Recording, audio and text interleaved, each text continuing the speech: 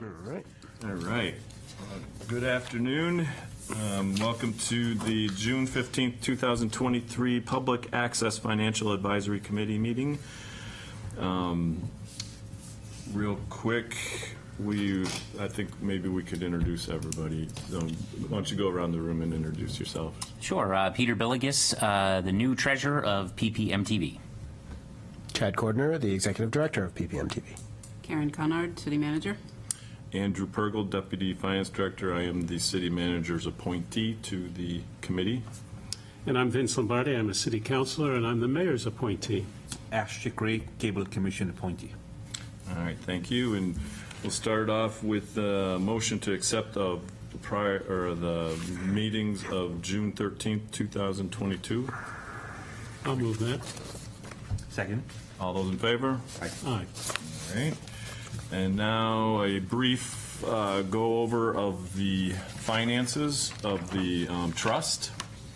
It's the long sheet in front of you.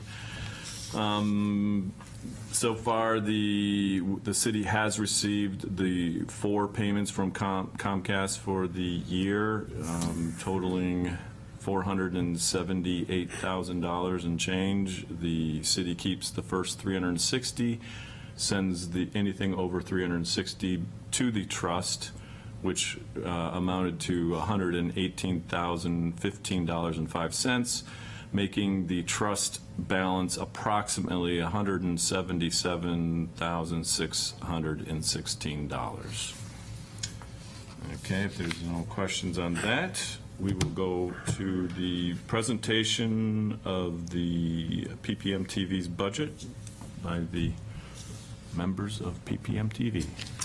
Sure. So this is the budget that we discussed in the past. We're in a transition year because we are looking to move out of our current space and trying to find other space in the Seacoast area. We have 2 places that we are looking at, and either way, this is going to be an expensive year for us. We do need to crank up on our fundraising, but we also need to allocate some significant money to moving wherever it is that we go.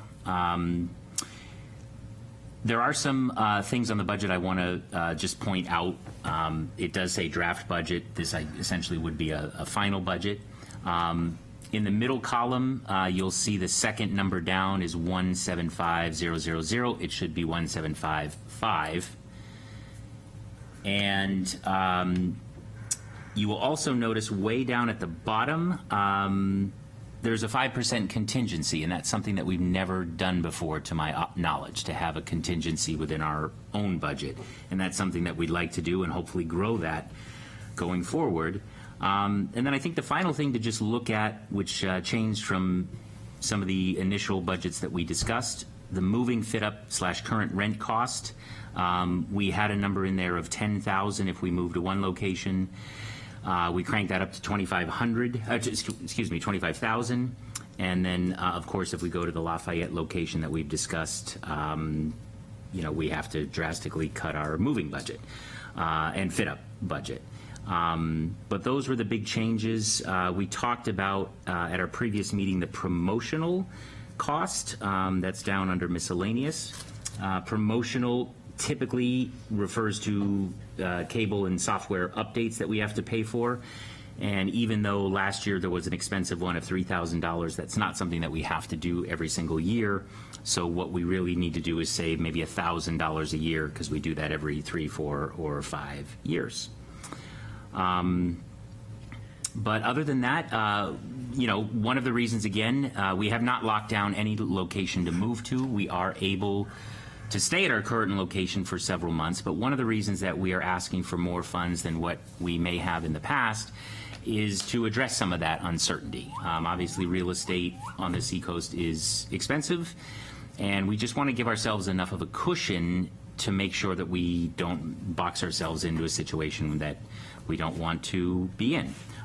So wherever we go, we are looking from the city for $175,500 from the city, And again, that does include for the first time ever a contingency, and that does really put us to stepping up our fundraising, membership efforts, creating income from events or rental income, because we have to make some changes, and this is the year to do it. You're currently on a month-to-month Correct. Yep. with the city. So that recently happened in May. So they're at the meeting house and looking to go to new places. So can you, I'm not familiar with what's at Lafayette and what's at Mall.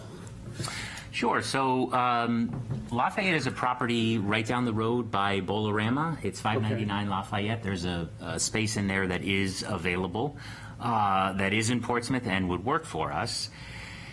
The second column mall is literally the Fox Run Mall. The Fox Run Mall is in a transition stage, if you will, and because of that, uncertainty, they've offered us a pretty generous deal if we were to move there.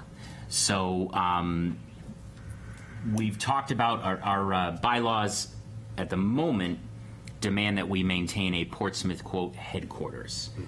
Headquarters is not very well defined, what that actually means, whether it's just an office or, but what we're looking into is potentially a space at the mall and then having our headquarters here.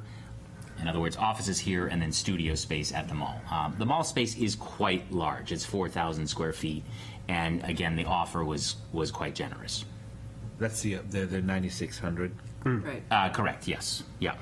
And, just to address the challenge we've had everywhere is because our funding is annual, we really can only commit to a year-long lease. So we've talked to landlords about, a 5-year lease with a 1-year out. But, most commercial spaces, they want to see a minimum of a 5-year lease. And then that can get even more complicated if there's any fit-up involved. So that's just been our challenge. The market is tight to begin with, and then it's even tighter to an organization like ours that has to say, well, we really can only sign a year-long lease, and then we need to renew it. I guess I feel like it's a shame that you can't get a longer lease. It seems like it would be advantageous. Yeah, well, technically, what we've tried to do is just be completely upfront with the folks we've talked to on the landlord side, but essentially this is not guaranteed, understandable. And going forward, again, because we have this very tiny and hopefully soon to grow contingency fund, we hope to be in a place a few years down the road where we could say, yeah, we are comfortable signing a multi-year lease. But right now, with this being on an annual basis, we don't want to guarantee, commit to anything that we can't get out of if we had to. Ash, do you have any questions? What advantage of, if you go multi-year, what would be the minimum multi-year? You said. So everyone we've talked to, we still are below market, so we are asking for a below market offer. The Lafayette property is listed at $2,900 per month plus utilities of heat and hot water. We made a lower offer and they came back at that, and we're still in discussions with them. If we were to commit to a 5-year, again, maybe the landlord would lower it, but we really couldn't, if this didn't come through, because this is still the majority of our funding, we would need some sort of out. And we're still, again, working on that with that landlord. With the mall, it's the opposite. The mall doesn't want to sign anything longer than a year because they want the flexibility to move us or have us leave or whatever.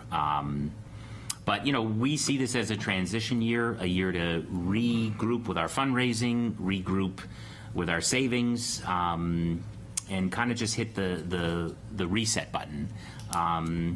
And that's why we're just keeping a close eye on the cost. You'll see in the mall option, there's $7,200 to rent a Portsmouth, quote, headquarters.